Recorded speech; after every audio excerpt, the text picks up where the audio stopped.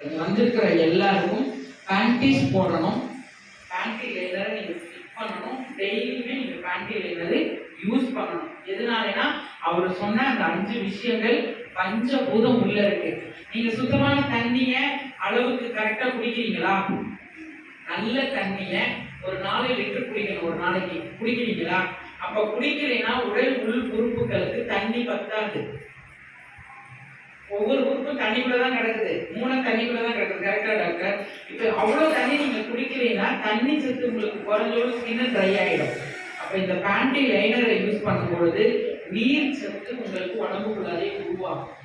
இப்ப நாக்கு ட்ரை ஆகுதா இல்லையா? ஏசியில படுத்தா தொண்டை ட்ரை ஆகுதா இல்லையா? உடம்புக்குள்ள இருக்கிற நீர் சத்து வெய்ய காலத்துல தண்ணி நீங்க நிறைய குடிக்கணும். அப்ப நம்ம குடிக்க மாட்டோம், ஸ்கின் வறட்சி ஆயிடும். அடுத்து நல்ல காத்த சுவாசிக்கிறோமா? புகை அடிச்சுட்டு போறாங்க, சிகரெட் குடிச்சிட்டு போறாங்க, ரசாயனம் அடிச்சுதான் வீட்டுக்கு காய்கறி வருது. அப்ப இன்ஃப்ராரெட் இருக்குது, ஆனையான் இருக்கு. அப்ப அது தினமும் நம்ம யூஸ் பண்ணணும். பீரியட்ஸ்க்கு மட்டும் நம்ம பேட் கிடையாது. தினமும் நீங்கள் எல்லோருமே உங்களை தாழ்ந்து அன்பா கேட்டுக்கிறேன், பேண்டி லைனர் யூஸ் பண்ணுங்க. ஏன்னா நீங்க நல்ல லென்த்தி லைஃப் வாழ்வீங்க. உங்க ஆர்கன்லாம் நல்லா இருக்கும். ஒரு ஃபேட் உங்களுக்கு குறையும். இந்த ஒவ்வொரு உறுப்பு மேலேயும் ஃபேட் படிஞ்சிருக்கும். அதுதான் நம்ம வாழ்நாளை குறைக்கும். கொழுப்பு சத்து அதிகமா இருந்துச்சுன்னா வாழ்நாளை குறைச்சிடும். இப்போ இந்த பேண்டி லைனர் யூஸ் பண்றதுனால நீங்க காஃபி டீ கூட உங்களுக்கு விரும்பி குடிக்க மாட்டீங்க. எல்லா ஃபுட் ஹேபிட் எல்லாம் மாறும். அதெல்லாம் நாங்க சார்ஜ் வச்சிருக்கோம், கிளாஸ் இருக்கு, வாங்க ரெகுலரா வாங்க. இதை எப்படி சம்பாதிக்கிறது? நல்ல ப்ராடக்ட். இப்போ பேண்டி லைனர் தினம் யூஸ் பண்ணலாம்னு சொல்லிட்டேன். நீங்களும் யூஸ் பண்ணலாம், குட்டீஸும் யூஸ் பண்ணலாம், கர்ப்பப்பை எடுத்தவங்க யூஸ் பண்ணலாம், பீரியட்ஸ் நின்னவங்க யூஸ் பண்ணலாம், எல்லாமே யூஸ் பண்ணலாம். அப்போ ஒருத்தருக்கு 1ன்னா 30 நாளைக்கு 30. இப்ப இருக்கிற அத்தனை பேருக்குமே இது தேவையா இல்லை வேண்டாமா? தேவை.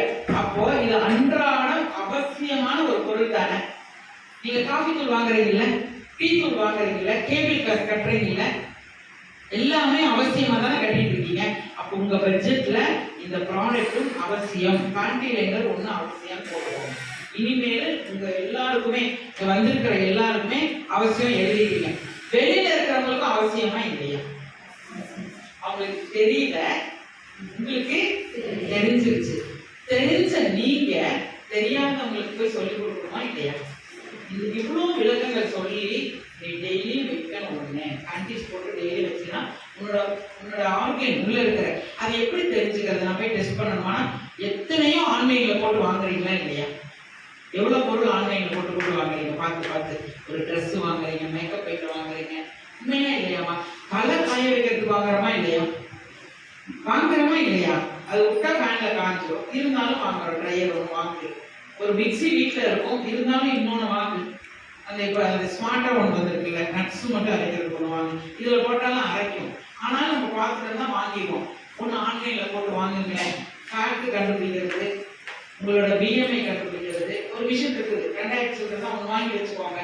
மந்த்லி ஒன்ஸ் ஏறி அதில் நின்றுங்க, வெயிட் இப்படி பிடிச்சி நின்னீங்கன்னா உங்க கொழுப்பு முதல்ல அது காமிச்சிடும். அப்போ ஒவ்வொருத்தருக்கும் இப்போ ஏஐ வந்துருச்சுல, இதை நல்லதுக்கு பயன்படுத்துவாங்கல்ல. நம்ம ஃபீமேலுக்கு எவ்வளோ ஃபேட் இருக்கணும், எவ்வளோ ஹைட் இருக்கணும், உங்க ஏஜ் காமிச்சுட்டாரு அந்த மிஷின். இப்போ நீங்க நான் உதாரணத்துக்கு 55 வயசு, நான் போய் ஏறி நிற்கிறேன். எனக்கு 65 காமிச்சிச்சுன்னா எப்படி இருக்கும்? 10 வருஷம் தள்ளி இருக்கிறேன். அப்ப நான் என் உடம்போட வெயிட்டை குறைக்கணும். நான் வந்து கரெக்டா பயிற்சி செய்யணும். என் ஃபுட்டை இந்த அலாரம் நம்மளுக்கு யாராவது சொல்லி கொடுத்துட்டே இருக்கணுமா இல்லை நம்மளே தெரிஞ்சுக்கலாமா? நம்மளே தெரிஞ்சுக்கிட்டு இதை பண்ணணும். கரெக்டுங்களா? இதை நீங்க வச்சுக்கிட்டு இந்த விஷயம்லாம் தெரிஞ்சுக்கிட்டு பேண்டி லைனரும் தெரிஞ்சுக்கிட்டு சானிட்டரி நாப்கினும் தெரிஞ்சுக்கிட்டு ஒரு ஃபுட்டை பத்தி நாலேஜ் கொடுக்குறீங்க, ஒரு மெடிடேஷனை பத்தி நாலேஜ் கொடுக்குறீங்கன்னா உங்களை அவங்க பார்க்குற பார்வை எப்படி இருக்கும்? இவ நல்ல விவரம் தெரிஞ்சவ, இவ கூட நம்ம ஒட்டி நின்றுக்கணும், நிறைய விஷயம் சொல்லித்தரா நமக்கு அப்படின்னு உங்க கூட நிற்பாங்களா இல்லையா? நீங்க ஒரு கையில் 10 பாக்கெட் வச்சிருக்கீங்க, இது வித்தா போதும் உட்கார்ந்துருக்கீங்க. உங்களை பார்த்தா எப்படி இருக்கும்? இவ ஏதோ தலைய கட்ட வந்திருக்கிறா, கரெக்டா இல்லையா? இவ ஏதோ எடுத்து வச்சுக்கிட்டு இவ ப்ராஃபிட்டுக்கு பேச வந்திருக்காங்கன்னா உங்களை பார்ப்பாங்க. நான் உங்களுக்கு என்ன சொல்றேன்னா, ஒரு அவங்க பியூட்டிஷியன் இருக்காங்க, ஒரு பார்லர் வைக்கிறது தான்மா. உங்ககிட்ட வந்து படிச்சுட்டு நான் ஒரு சொந்தமா ஒரு பார்லர் வைக்கணும் ஈரோட்ல, நான் எவ்வளவு இன்வெஸ்ட்மெண்ட் பண்ணா நான் பார்லர் ரன் பண்ணலாம்?